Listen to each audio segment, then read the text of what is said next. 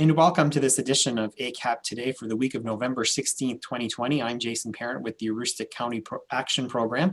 On this week's edition, we're going to speak about telethon time. The Helping Hands Telethon for Warm and Safe Homes is coming up this week, this Thursday, so tune into WAGN between 5 a.m. and 8 p.m. We're going to chat with some of the folks working behind the scenes on the telethon, getting ready for it, and about the proceeds and where they go to this year's telethon. But before we get to that, as we do each week, we're going to check in on the news and information that you can use, again, for this week of the 16th of November 2020. And first, we want to remind folks that as the governor has issued a new mask mandate executive order, we here at ACAP are wanting to help our community get the mask that they need. If you cannot access a mask for whatever reason, please do come to our facilities in Presque Isle, the one near Walmart at 771 Main Street, at Holton on Military Street, or in Fort Kent in the Industrial Park on Alfalfa Avenue. And come to us and we will gladly provide you with a free cloth mask like the one that Gloria Duncan, ACAP's executive assistant, is wearing in the picture on your screen. We'll be happy to provide you with that mask so that you can safely be in public, as we are requiring masks here in the state of Maine for folks in public at this point. So please know that we are here for you as it relates to your need for a mask while supplies last. We also want to remind folks that our offices here in Presque Isle at 771 Main Street and in Holton on Military Street are open. They're open by appointment, but also for walk-ins. And if you do come to our facility, expect that we will put you through the screening protocols of taking your temperature and asking a series of questions related to COVID-19. But we also encourage you to work with us virtually. We are available by phone. We are able to schedule appointments through Zoom and other telecommunication opportunities. All of our HEAP appointments, as we'll talk about in a little bit, are being conducted over the phone this year unless otherwise specified by the customer. We certainly don't want to disadvantage anyone when it comes to that. But please do call the phone number on the banner at either the Presque Isle or Holton building. As you're driving up, you'll see the banner. And we can certainly accommodate you. We ask that if you have a vehicle and have driven here, to stay in the vehicle and call us first, and we will help accommodate your entrance to the building as needed. We also have the COVID Rent Relief Program, which one of our guests today is helping to administer for ACAP. The program is currently open for the months of October and November. Later this month, on November 23rd, we will find out whether there is funding for a December round of applicants. Please do go to the Maine Housing or ACAP website and look for the COVID rent application. If you are impacted by COVID-19 economically in your household, this program is restricted to those households that are impacted economically by COVID-19. And it is again available for the time being for up to $1,000 for the months of October and November. And we will know more, as I said, about December in the coming weeks. So please do apply if you are in need. The Home Energy Assistance Program is available for you as well. We know that a lot of folks are impacted in terms of their overall budget as it relates to COVID-19. But this is more specifically towards those individuals who are eligible for the Home Energy Assistance Program. We want to share with you that there are new income eligibility guidelines that have been put into effect the last couple of years. And we think hundreds more county households are potentially eligible for the Home Energy Assistance Program. We are scheduling appointments out into the early winter at this point, and we encourage you to get your appointment. There's no harm in having an appointment later in the season as your benefit, any benefit that you receive, which is credited to your account, to your fuel vendor account, will be there for up to 18 months or until it's exhausted.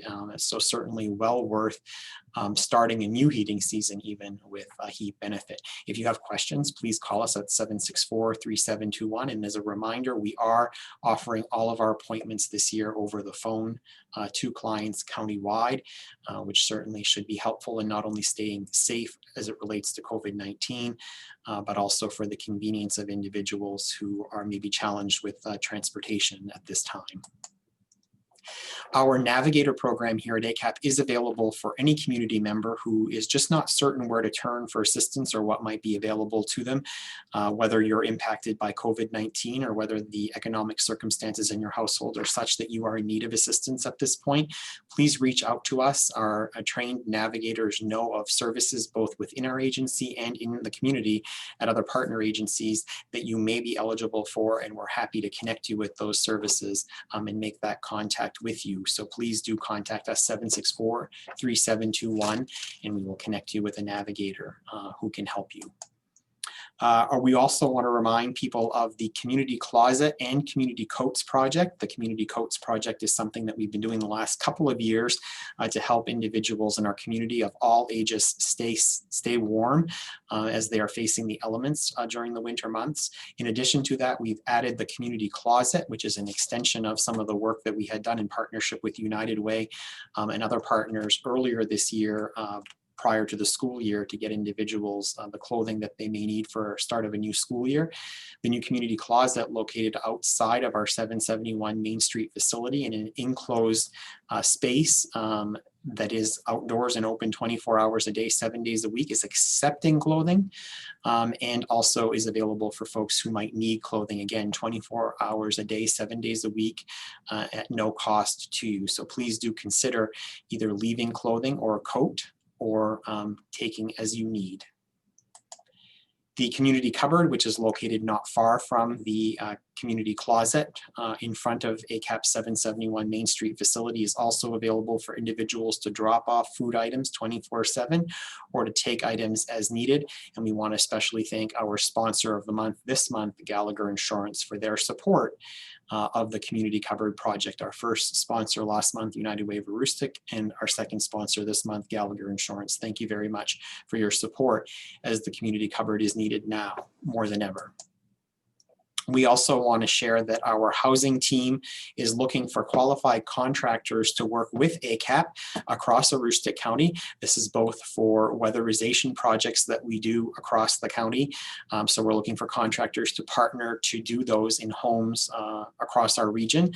If you have an interest in learning about the program or placing a bid to participate in the program, we would love to hear from you. Randy Rattray can be reached directly at 768-3023. Likewise, we are also accepting bids at this point from vendors throughout Aroostook County as part of our weatherization program for materials that the contractors will use in those homes. Please do contact Randy if you have any questions. There's also more information available on our website as it pertains to both of these opportunities to partner with ACAP to keep people warm and safe in their homes. We also are encouraging people to join our team. We have current openings in Caribou and Presque Isle, both for educational technicians in our early care and education centers, as well as for a family coach and a custodian to work in partnership with our sister organization, the Northern Lighthouse. It's a shared position between both agencies. If you are interested in any of these positions or other positions, please stay tuned to our website as they are posted on a regular basis, and we encourage all applicants to apply. We also have a not smoking cessation program. We have that as well. We'll talk about that in just a minute, but this is a smoking policy program that we have working with businesses across Aroostook County and nonprofit organizations in developing tobacco policies at their workplace. If you are in need of assistance with writing tobacco policies, we provide those services free of charge. In addition to that, as you develop your policies, we provide free signage, such as the one shown here on your screen. So if you have any questions about that, we also work with educating employees at your organization about your new tobacco policy. Please contact Chastity Holland here at ACAP. The information is there on your screen, and she will help you get started with the process. It's a valuable service that we provide to local businesses and organizations here in Aroostook County. And as I mentioned just a moment ago, we also have the tobacco cessation program that we do here at ACAP. The tobacco cessation program is led by Elaine Sipe. We know that quitting smoking isn't always easy, and having support is important. Elaine is currently offering things such as quit kits and virtual meetings and sitting down with folks, whether that be virtually or in person, with the appropriate protocols in place to help them quit the habit of smoking or other tobacco products, please contact Elaine at the information on your screen. If you are in need of these services as we head into a new year, not too far from now, it's a great resolution to pick up, and Elaine can be your partner in that resolution. Our open enrollment period for healthcare.gov, or the open marketplace for health insurance, is now happening. Now through the 15th of December, Stan Targonski is standing by for folks to have appointments with them. He's meeting with folks virtually this year. If that's a challenge for you, we are offering a facility at our Hope and Prosperity Resource Center for you to go and to connect with him via computer so that he can complete your application work or guide you online as needed for enrolling in the health insurance marketplace, or just to better understand what your options are.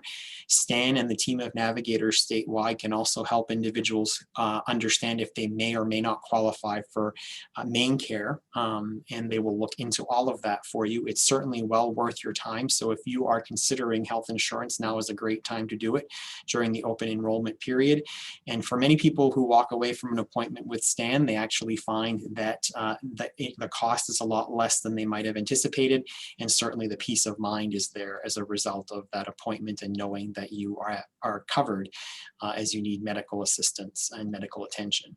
So please do consider, if you are in the marketplace for healthcare insurance, to contact us and to connect with Stan for an appointment in the coming weeks.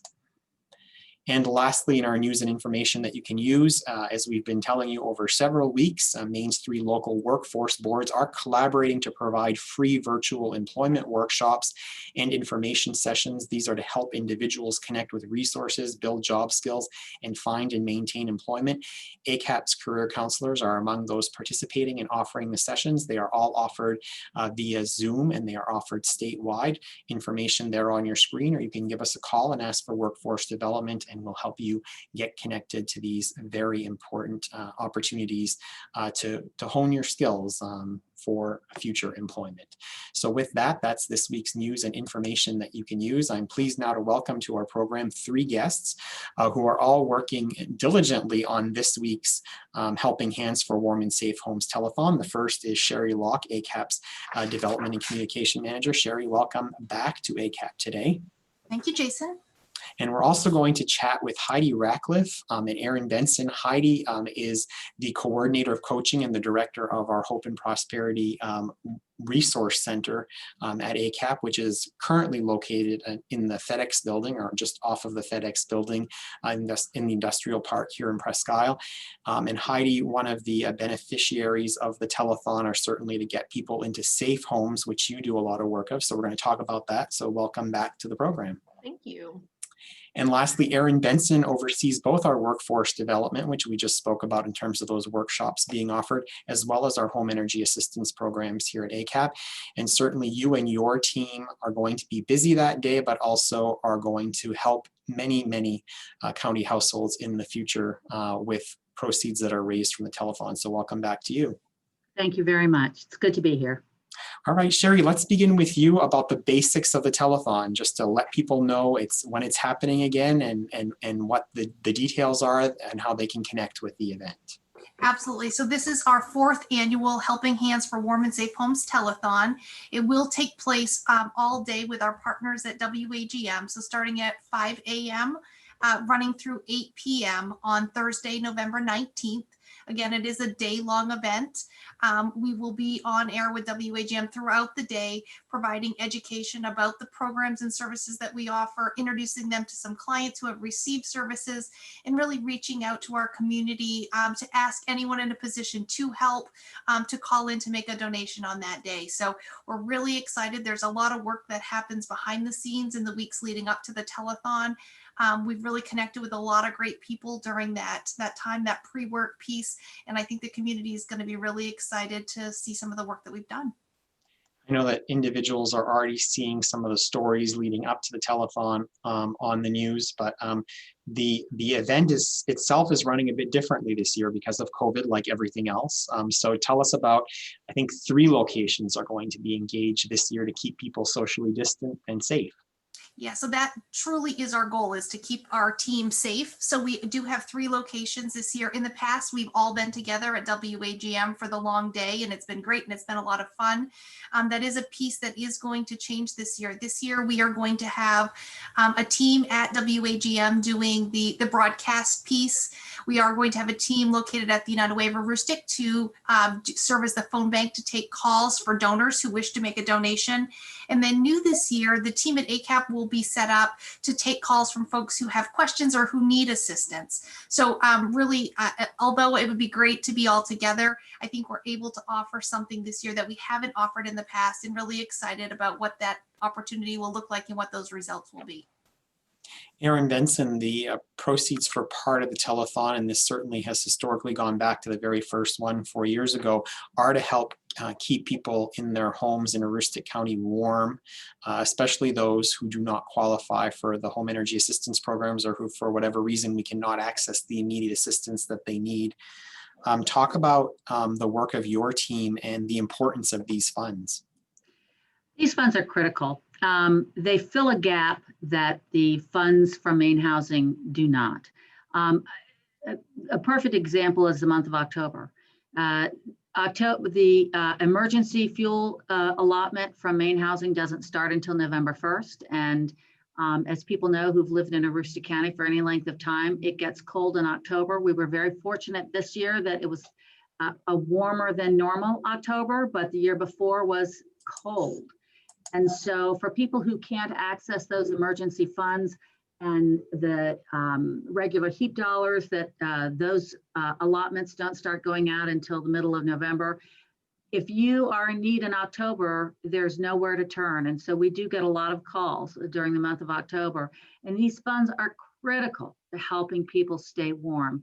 You know, many of us have never experienced that, being cold in our homes. And, you know, I just had an experience in my new apartment. I have a heat pump. I've never owned one before, so I didn't know how it worked. And I was freezing that first night I was staying there. I was just frigid. I was piling on the blankets. And, you know, I mean, obviously I didn't know how to run the thing, and I found out how to work it the next day. But, you know, you imagine being that way in your home over weeks where you're so cold, and it brings on anxiety, you're frightened, and it, you know, when you have peace of mind when you're able to call someplace and say, I really need some help.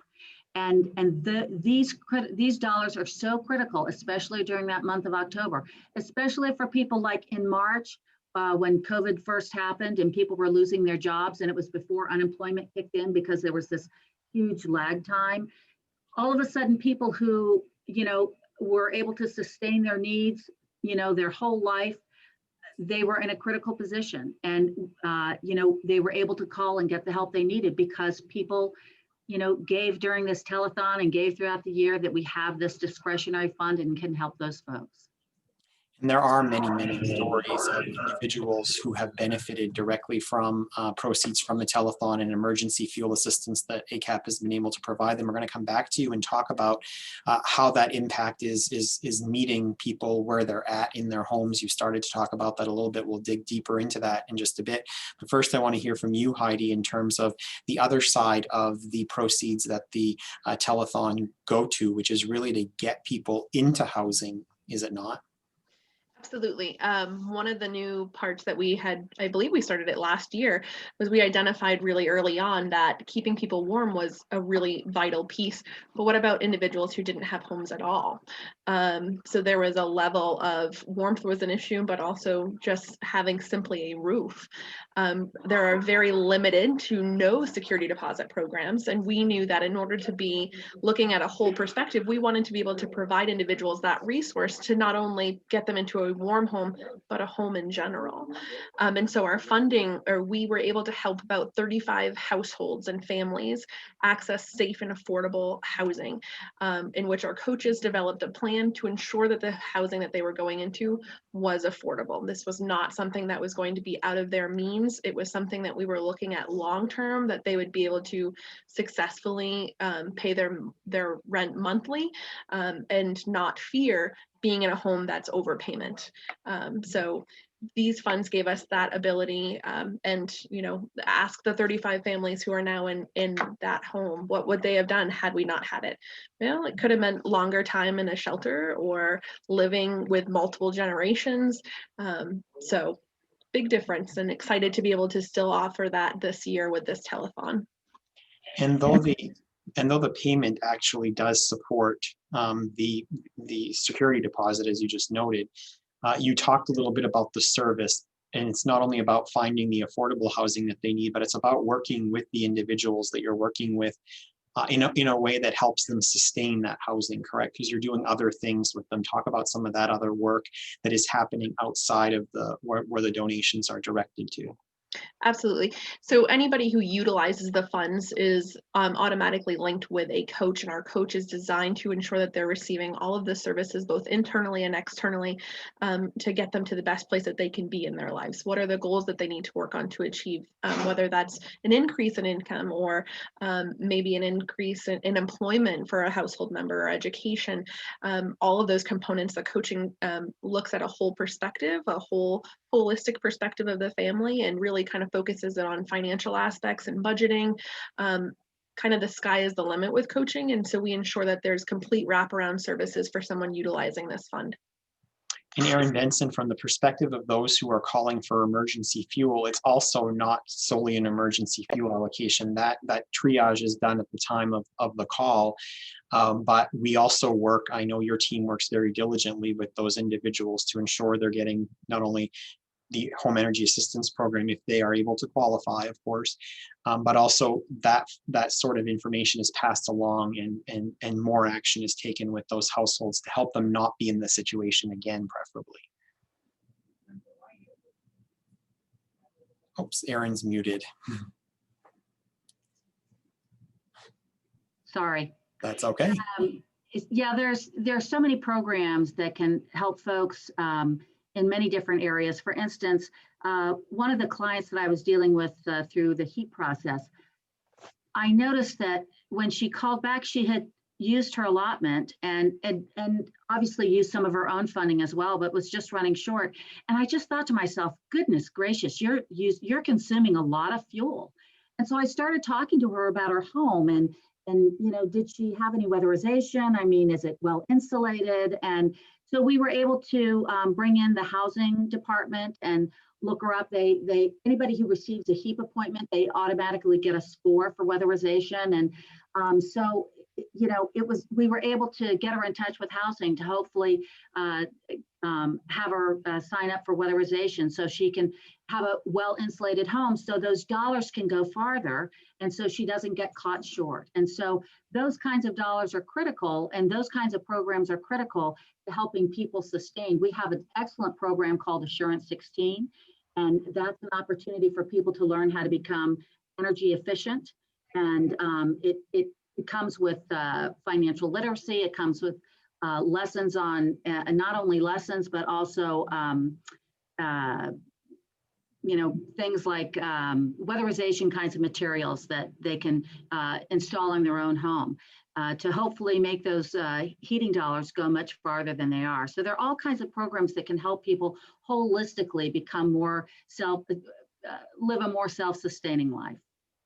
Great, and I know Heidi, your team is involved in that work, in that Assurance 16 work. Your coaches work directly with families across Aroostook County. Can you give us a brief idea of what it is that they do with folks who are in this situation?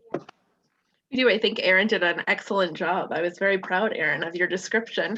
So we have coaches all across Aroostook County that work with individuals who are HEAP eligible and are interested in learning that education. So what are the tips and tricks that they can do to bring down their energy costs? Because if they're having a reduced energy cost, they're able to use that fund to support other things. So it makes it so it's not, how do I rob Peter to pay Paul? Individuals in poverty are often faced with tasks of, how do I pay for my fuel bill because I can't pay for my electricity bill. And so that's what our A16 coaches work on, is that budgeting component. There's incentives along the way as you gain and you learn these pieces of how to reduce your kilowatts. Do you use cold water when you're doing certain things? So it's a really interesting process. We've been really successful. Our coaches have shown a pretty large decrease in kilowatt usage each month. It requires the consumer to track every month what is it that they're doing, so they can learn tips and tricks and what are, maybe I forgot to unplug this that actually caused more energy than I thought it did. So they're reducing funding every month to be able to use those funds elsewhere, and again, it's putting more education back into the community.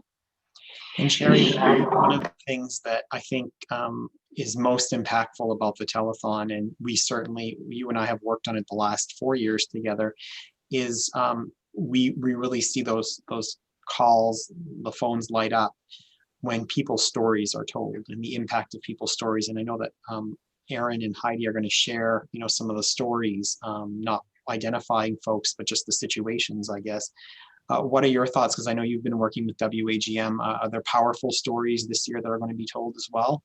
There are really powerful stories, and I think the takeaway, no matter what the story is it's neighbors helping neighbors, and people in Aroostook County are very generous and want to help their friends and neighbors. So when they hear of these stories, they really want to step up and help. And I think it's ladies like Erin and Heidi that are doing this great work kind of behind the scenes and being good stewards of these dollars, reducing the energy costs and helping with financial literacy. So the community has just been so generous, trusting us with those funds, knowing that we are going to stretch them as far as we can.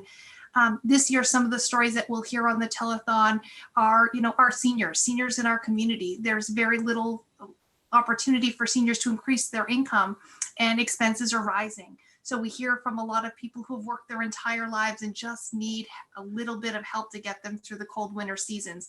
And that's a story that we hear. And, hopefully we'll all be fortunate enough to no longer work and to, be a senior in our community, but to know that the struggles those folks have. We'll hear stories of folks impacted financially by COVID-19, folks who maybe last year donated to this telethon, have called us and said, I've never had to call for help before. I need help making sure that my family is warm this winter. And again, these are people who have never had to ask and who aren't sure where to go to ask for help. So I think the stories are some of the same that we've heard in the past, but I think this year especially there are some different stories and some different faces that, and I don't think a lot of it is, I don't think a lot of people realize that it could be, a hairdresser or a server that they have known for years that has been so generous in the community that maybe this year needs that extra. So I think this year is going to be really important that if folks are in a position to give, that they do. And maybe you don't need to know the name or, identify the address of where the family lives, but just know that there are many, many more families this year that need the help. And, hopefully next year they'll be back on their way. But just that hand up this, during the season.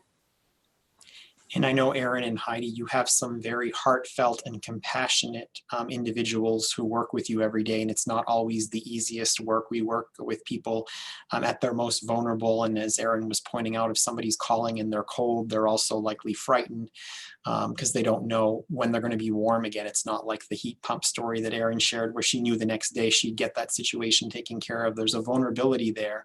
But I think the part of what keeps your amazing teams going is to connect back with and hear those stories. So I wanted to give you each the opportunity to at least share one story or situation that you're aware of that really is the driving force behind what keeps you and your teams going. And so Erin, let me begin with you on that. Well, I think back to this woman who called. People have to understand that it is not easy to ask for help. it is not easy to ask for money. This is a very proud people that live in this region. And so for people to make that phone call, for some, it's the hardest call they've ever had to make. And so I remember this woman calling, and when COVID happened and people started losing their jobs, the people who were left behind were those who were self-employed. They couldn't apply for unemployment. And so there was this whole group of people who couldn't work, hairdressers who couldn't work and were self-employed and couldn't get, unemployment. And I remember talking with this woman, and it was a very difficult conversation for her. And there were many pauses.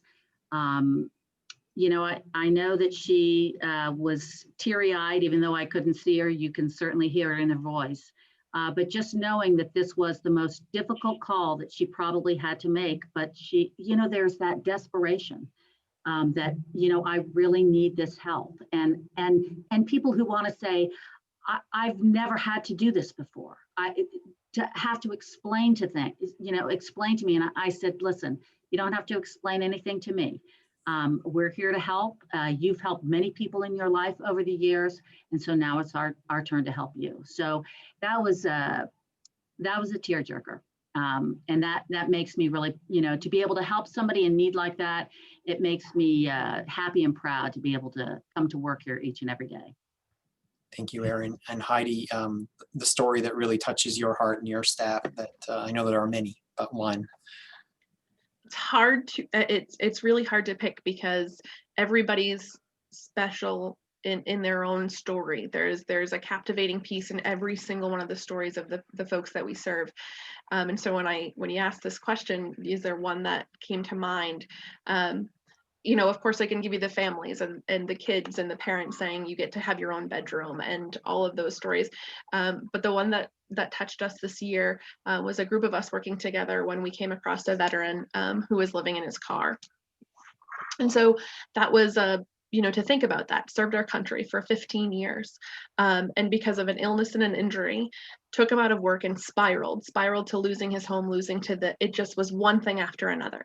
And we often say in community action that we're all one event from happening to being in the same situation for the people that we serve. And that was the case for this gentleman. It was one event that changed his entire life. It was the funds of the telethon who was able to get him into housing. We were able to get him into housing into 4 days because of this telethon funding. Had we not had this, it would have been longer for him to have saved up. This gentleman is employed now. He has his own roof now, and he constantly comes in and checks in just to say hi, because of the team of people that worked with him. And that one really bothered me quite a bit, because you think of the sacrifice that he was willing to give, but yet how could we help him? And we did, but not nearly enough as to what he's given to us. So. Indeed. Erin Benson, before we go and give Sherry Locke the last word to let people know how they can connect with the telethon, there is a new feature to the telethon this year that you and your team are diligently working on, and I wanted you to have the opportunity to share about that. Operators are standing by. We're going to be here. We're going to be answering phones from 5 in the morning till 8 at night, and certainly giving people information about how they can apply if they're eligible, where they can go, what they need to do, walk them through the process. But we'll also be making appointments for people. But we do have something that we're going to do just for that one day for someone who's never applied for HEAP, who's never received any kind of HEAP benefit at all. If they want to apply, we're going to have 10 slots where they can apply that day. And we're going to obviously do them over the phone and, do the rest through the mail. But it will give 10 people an opportunity to apply that day. That's huge, and that's a great team effort. Thank you and your team for your work on that. And I know, Heidi, you're also working on the phones with some of your team members that evening as well. We are. Telethon Day is the funnest day ever. Longest, the longest day. But it's wonderful. Even if you sit at your house and you get to watch everybody's name comes across the screen, and you happen to recognize half the community that are on the screen that are willing to give to something that you believe so passionate in, it's a good field day. certainly warms your heart as much as the homes that we're hoping to help keep warm this winter. Sherry Locke, the last word is yours to tell us about how we can connect with Thursday's event. Yeah, so we've tried to make it as easy as possible to donate this year. So there's a lot of ways you can donate.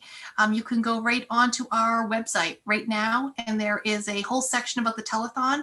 When you click to donate, it brings you to our partners at the United Way of Aroostook. They actually do the fundraising efforts for this project. So you can donate. It's a secure link. I've done it myself. It works very easy. You get an automatic receipt, and that information, including your credit card information, is very secure. And then United Way is acknowledged immediately that you have made a gift. So that's really easy to do. You can send them a check, and their mailing address, again, is right on our website. So if you prefer to mail a check, you can mail that right to the United Way office, which is located right at the Aroostook Center Mall. And then the third way is you can call us on telethon day. So if you give us a call from 5 in the morning until 8 p.m., you'll speak with a lovely operator like Heidi, and Heidi will take your pledge over the phone. And that can be done, again, either by credit card, or you can make the pledge over the phone and then mail a check. So we really want it to be done as easy as possible, whatever way people feel safest making that donation. I think it's also important to note that we did send letters out to last year's donors. We had 469 donors last year for the telethon that collectively pledged over $60,000.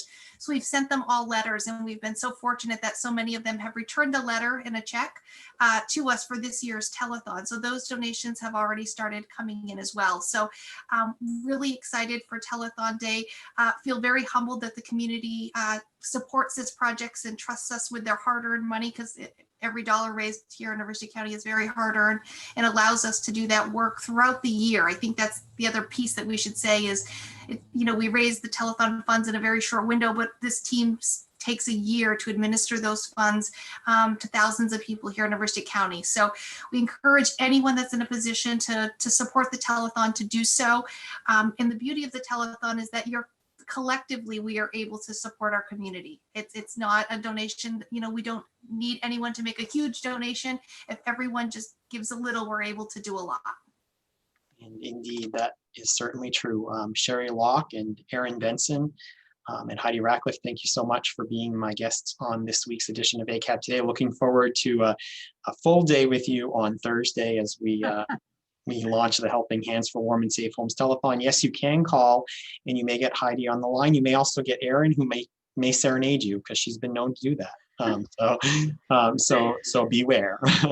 Anyway, we want to certainly, before we leave you today, make sure that we thank our partners in the telethon, and those are WAGM TV and the United Way of Aroostook. Without them, the telethon would not be possible. WAGM volunteers and donates hundreds of hours, the reporting staff and others, to put the telethon on the air and do just a superb job. And thank you to the United Way of Aroostook for being the partner on the fundraising end of things. Before we leave you this week, we want to remind you that if you need to reach out to us for anything at all, whether it's for heating assistance or navigation services or any of the other things in the 40 programs that we do here at the Aroostook County Action Program, please do. Information's there on your screen. You can also connect with us on Facebook, where Sherry and her team do a great job of keeping folks updated on things happening and programs and services available. You can check out our YouTube channel, where you can see this episode and past episodes of ACAP Today and other wonderful lessons from our early care and education and prevention professionals. You can also visit our relatively new website, acap-me.org, to learn and hear about the wonderful programs that we talk about.